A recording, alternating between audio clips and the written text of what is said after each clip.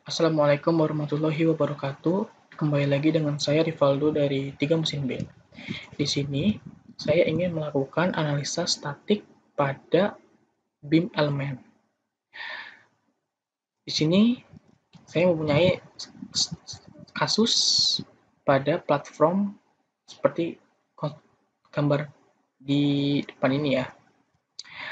Di sini kita bisa lihat bahwa kita mempunyai konstruksi seperti tangga dan juga plat dengan handrail. Namun, saya hanya ingin melakukan analisa atau pengujian pada yang pertama ini ada pada plat yang di bagian atas ini. Saya akan memberikan 300 kg force pada masing-masing plat, karena sini terdapat 4 plat. Yang kedua, pada batangan atau beam elemen yang di samping. Di sini saya akan memberikan 500 kg force dengan arah ke bawah. Kemudian, saya akan memberikan fix geometri pada kaki plat bagian bawahnya. Ini secara default, saya mempunyai part yang seperti gambar pertama ya. Di sini terdapat tangga dan juga handrail. Namun, hanya karena saya hanya ingin mensimulasikan atau pengujian pada konstruksi utama, maka saya akan memilih konfigurasi yang hanya menampilkan konstruksi utama. Pertama kita akan pergi ke Configuration Manager, kemudian klik 2 kali pada konfigurasi yang hanya menampilkan konstruksi utama.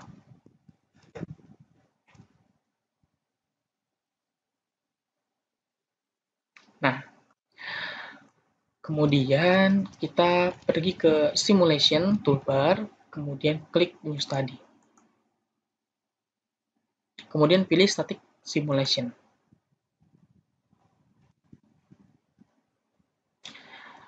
Bisa kita lihat bahwa platform ini terdapat 3 jenis elemen.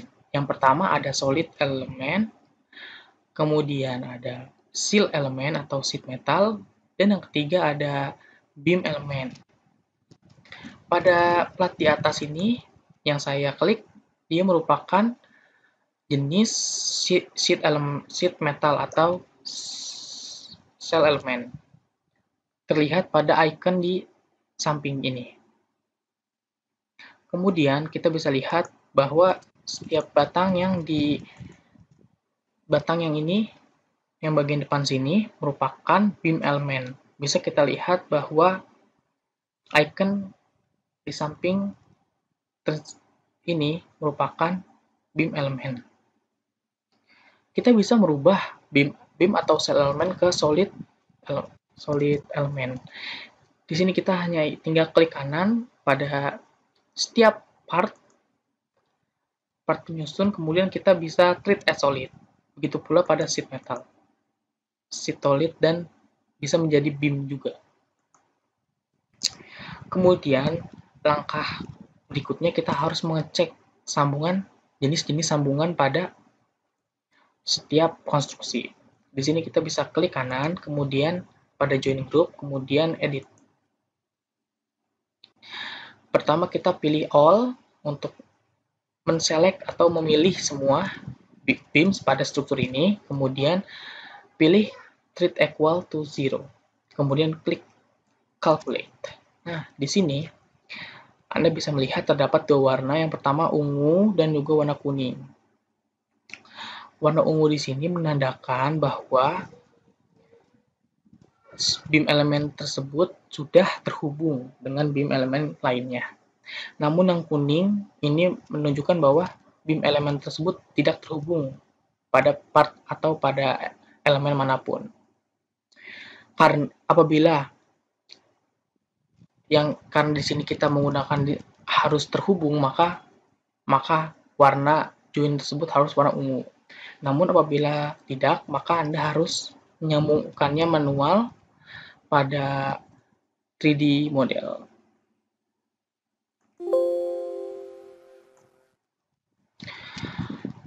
Karena konstruksi yang kita buat ini dengan cara weldment, maka konstruksinya juga akan terdiri dari beam elemen. atau akan terdefinisi menjadi beam element. Kemudian pada connection. Connection ini terdapat dua, seperti materi ini. Nah, bisa kita lihat bahwa terdapat dua jenis kontak. Yang pertama ada global contact yang disebabkan oleh part-part yang bersentuhan di 3D assembly secara default. Namun, yang kedua ada kontak set. Untuk kontak set ini merupakan jenis kontak yang didefinisikan secara manual di SolidWorks Simulation. Nah, untuk jenisnya ada tiga, yaitu bounded contact, yaitu part yang bersentuhan dan akan menjadi satu kesatuan.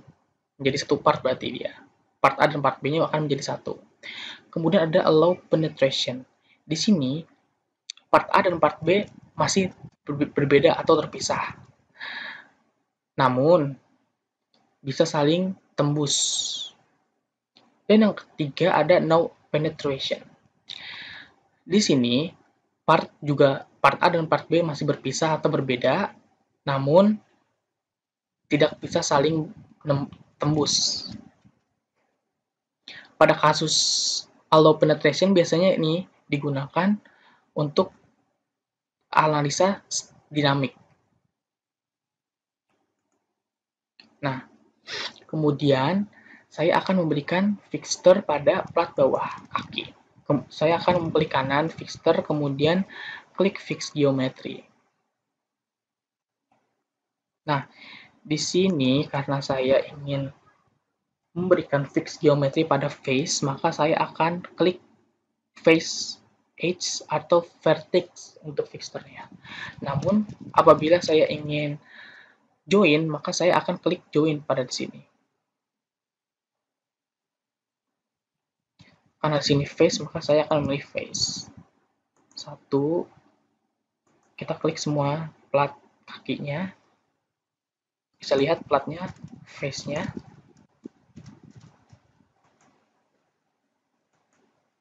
Dengan fix geometry. Kemudian klik OK. Kemudian pada gaya saya akan memberikan force pada elemen sheet metal yang bagian sini, empat-empatnya, dengan selection direction plane atas. Nah, dan juga per item. Jadi berarti gaya yang saya berikan akan per item, bukan gabung ya. Kemudian pada unit kita ganti matrix dengan arah normal to plane sebesar 300 kg force. Dan juga karena saya ingin membuat arahnya ke bawah, maka saya akan memilih reverse direction. Nah, klik OK. Yang kedua, saya akan membuat force pada beam elemen di samping sini. Pertama, saya klik force, kemudian klik pada icon sini, beam elemen, kemudian pilih beam elemen mana yang mau diberikan beban, kemudian select direction-nya ke top plane,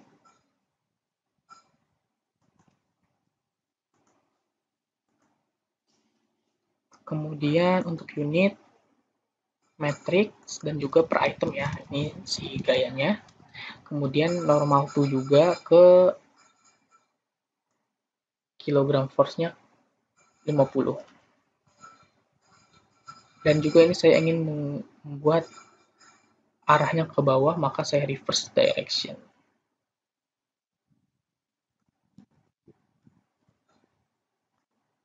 Kemudian klik OK. Nah, kemudian saya akan meng-create mesh. Yang pertama kita akan klik kanan pada mesh, kemudian create mesh. Lalu pada mesh parameter kita centang, kemudian kita pilih curvature based method. Karena kita awalnya ingin default, maka kita tidak mengubah nominal pada max dan minimum element size. Kemudian klik OK.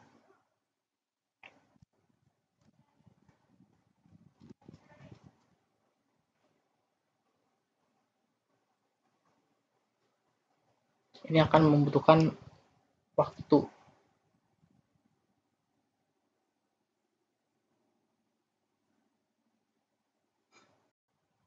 Setelah membuat mesh atau create mesh pada konstruksi ini, kita akan membuat mesh ini menjadi render 3D atau render beam or cell in 3D. Kita klik kanan pada mesh, kemudian pilih render beams. Kemudian kita klik run.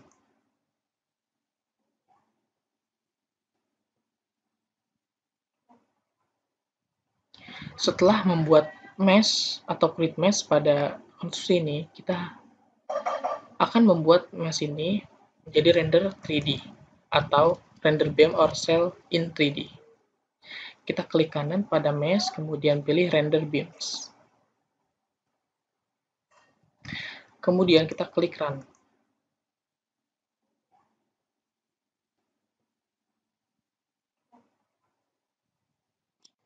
Kemudian kita edit definisi pada stress yang dengan cara mengklik kanan pada result stress, kemudian edit definition.